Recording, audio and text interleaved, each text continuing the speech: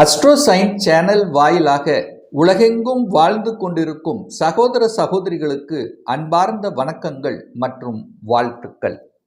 இன்றைய பதிவானது 2025 டிசம்பர் மாத ராசி பலன்கள்.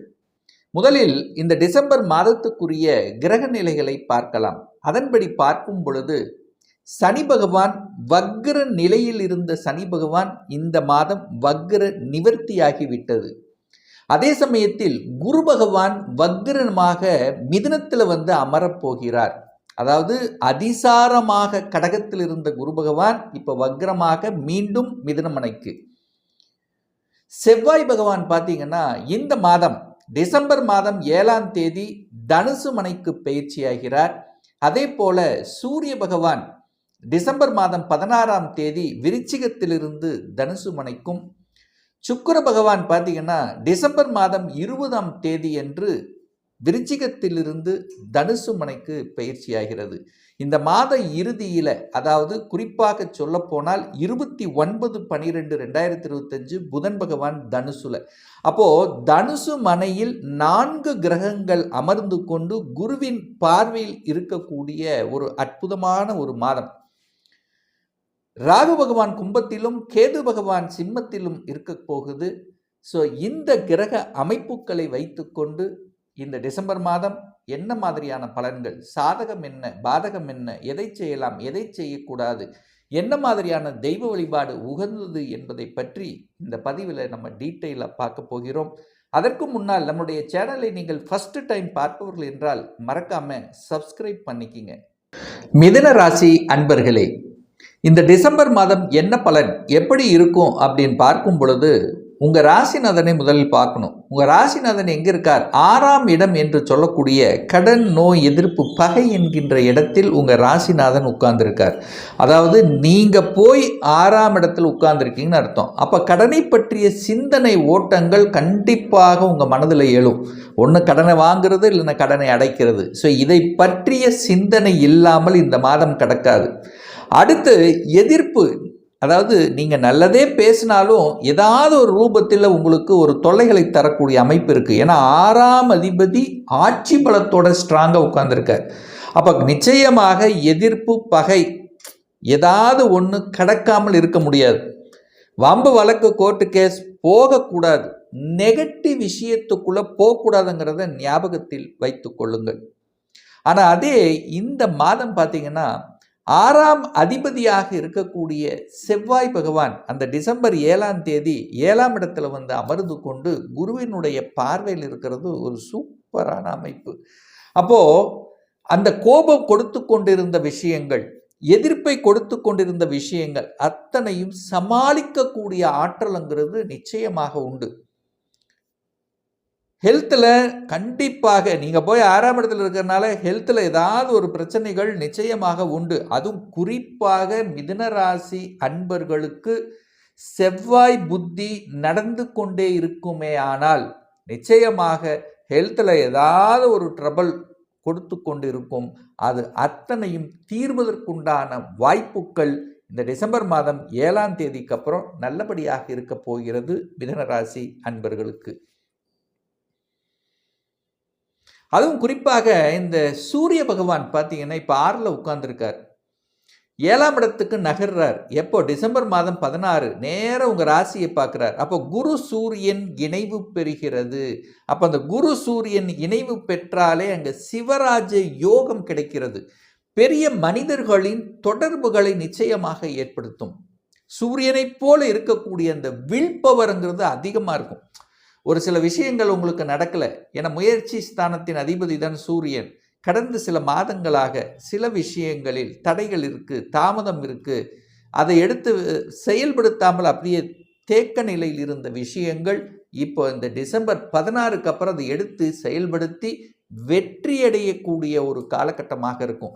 நன்மதிப்புகளை பெறக்கூடிய, கௌரவம், பட்டம், பதவி, புகழ் கிடைக்கக்கூடிய, அதாவது சூரியன் எப்படி உலகத்தையே சுற்றி வருகின்றதோ அதே போல இந்த மிடுக்காக கம்பீரமாக சுற்றி வரக்கூடிய அமைப்புங்கிறது இந்த காலகட்டம் உண்டு. அப்படின்னா என்ன அர்த்தம்? உங்கள் ஊரை விட்டு வெளியே நகர்வதற்கும், வெளிநாடு செல்வதற்கும், மாநிலத்துக்கு செல்வதற்கான வாய்ப்புகள் சந்தர்ப்பங்கள் உண்டு.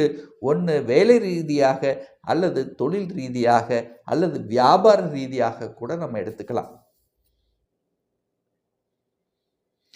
பொருளாதாரம் எப்படி சார் இருக்கும் இந்த டிசம்பர் மாதம்? பொருளாதாரத்துக்கு எந்த குறைபாடும் ஏற்படுத்த போவதில்லை. குரு தன காரக கிரகம் என்று சொல்லக்கூடிய குரு பகவான் உங்க தலை மேல உங்க ராசியிலேயே உட்கார்ந்திருக்கார். அப்போ ஏதோ ஒரு வகையில் பொருளாதாரம் பணம் உங்களுக்கு உங்க பாக்கெட்டை நிரப்பக்கூடிய அமைப்பு தான் இருக்கிறதுன்னு சொல்லுவேன். அதே சமயத்தில் சனி பகவான் வக்ர நிவர்த்தி அடைந்து விட்டார். தொழில் காரக கிரகம் சனி பகவான் வக்ர நிவர்த்தி அடைந்து 10ஆம் இடத்துல போய் உட்கார்ந்திருக்கார். அப்போ நிச்சயமாக இந்த மாதம் வழிகளை கொடுத்து கொண்டிருந்த தொழில் ரீதியில் வேலை ரீதியில் ஏதோ ஒரு வழிகளை கொடுத்து கொண்டிருந்த விஷயங்கள் அப்படி விலகிரும். வேலை இல்லாத இந்த மிதுன ராசி என்பவர்களுக்கு வேலை கொடுக்கக்கூடிய ஒரு மாதம் இந்த டிசம்பர் மாதம் அப்படின்னு சொல்லுவேன். நிறைய பேர்த்துக்கு இடமாற்றம், ப்ரமோஷன், அப்படியே ஒரு சேஞ்சஸ் கொடுக்கும். இந்த 2025 கடைசி கட்டத்தில் இருக்கிறீங்க. 2026 ஒரு சேஞ்சஸ் கண்டிப்பாக கொடுத்து விடும் மிதுன ராசி என்பவர்களுக்கு. அதுவும் குறிப்பாக சொல்ல போனால் இந்த மாதத்தினுடைய பிற்பகுதியிலிருந்து, அதாவது டிசம்பர் மாதம் 15க்கு அப்புறம் பார்த்தீங்கன்னா அப்படியே மாற்றங்கள், நிறைய மாற்றங்கள் உங்களுக்குள்ளே நிறைய சேஞ்சஸ் கொடுக்கும். இந்த செவ்வாய் குருவின் பார்வையில் வந்துடுறார், சூரியனும் குருவின் பார்வையில் வந்துடுது, சுக்கிரனும் டிரான்சிஷன் நடக்குது. அந்த சுக்கிரன் எப்போ நடக்குதுன்னா 20ஆம் தேதி, டிசம்பர் 20ஆம் தேதி 6ஆம் இடத்திலிருந்து 7ஆம் இடத்துக்கு நகர்றார்.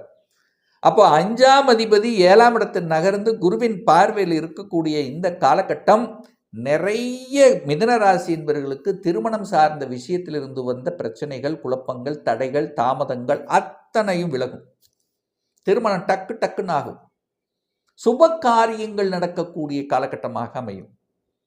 5ஆம் அதிபதி 7ல் போய் உட்காரும் போது 7ஆம் அதிபதியினுடைய டைரக்ட் பார்வையில் இருக்கும்போது நிறைய பேர்த்துக்கு திருமணம் நடக்கும். காதலில் இருந்தவர்கள் காதல் திருமணம், இதுவரைக்கும் பர்மிஷன் கிடைக்கல, ஏதாவது ஒரு குழப்பங்கள், தடைகள், பிரச்சனைகள் இருந்தவர்களுக்கெல்லாம் அது சரியாக கூடிய ஒரு காலகட்டமாக இந்த டிசம்பர் மாதம் அமையப்பெறும்.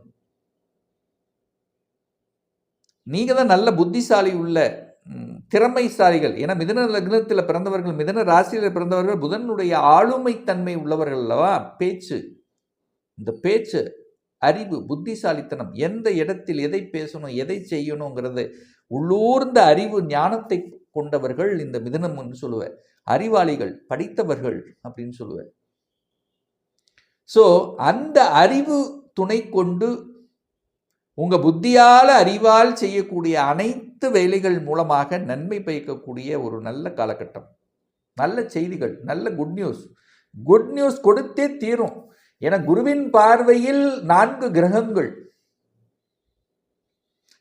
குருதான் உங்களுக்கு 7ஆம் அதிபதி, 10ஆம் அதிபதி, தொழில் ஸ்தானத்தின் அதிபதி. அப்ப தொழில் மாற்றங்கள் செய்வதற்கு நிறைய பேர் மிதுனராசி என்பவர்கள் சொந்த தொழிலுக்குள்ள என்ட்ரியாவதற்கான வாய்ப்புகள், சந்தர்ப்பங்களை உங்களுக்கு தேடி வரக்கூடிய வாய்ப்புகள் இந்த டிசம்பர் மாதம் நீங்கள் எதிர்பார்க்கலாம்.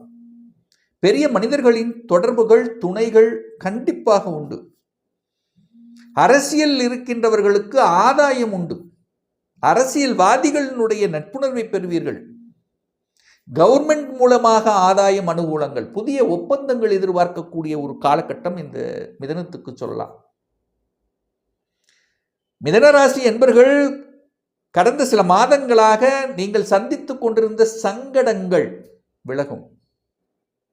சங்கடங்கள், மனதில் இருந்து வந்த குழப்பங்கள், உடல்நலத்தில் இருந்து வந்த பிரச்சனைகள் விலகக்கூடிய ஒரு மாதம் இந்த டிசம்பர் மாதம் அப்படின்னு சொல்லுவேன். கடவுளினுடைய அனுகிரகம், பிரார்த்தனை பரிபூர்ணமாக உங்களுக்கு, அதாவது அந்த குலதெய்வம், உங்களுடைய குலதெய்வம் யாரோ அந்த குலதெய்வத்தை கெட்டியாக பிடித்து கொண்டாலே இந்த மாதம் நல்லவைகள், நல்ல செய்திகள், நல்லது, உங்க மனசில் நினைத்த காரியங்கள், உங்க ஆசைகள் நிறைவேறக்கூடிய ஒரு காலகட்டமாக அமையும். குழந்தைகளுடைய படிப்பு பிரமாதமாக இருக்க போகுது. தடைகள் விலகும். அந்த ஒரு டார்கெட் ஒரு மனதில் வச்சுருப்பாங்க. இப்போ ஒரு +2 படிக்கிற குழந்தைகளான ஒரு டார்கெட் இருக்கும் பாருங்கள். அந்த டார்கெட் நான் ஒரு இன்ஜினியர் ஆகணும், டாக்டர் ஆகணும், ஒரு வக்கீல் ஆகணும், ஒரு சிஏ ஆகணும். இந்த மாதிரி என்ன எண்ணங்கள் உங்கள் மனதில் ஆழ்மனதில் இருக்கிறதோ அதை நோக்கி பயணம் செய்வதற்கு, அதை படிப்பதற்கு, அதை செயல்படுத்துவதற்கு உண்டான அந்த காலகட்டமாகவே இந்த டிசம்பர் மாதம் ஆரம்பித்து விட்டதுன்னு சொல்லுவேன்.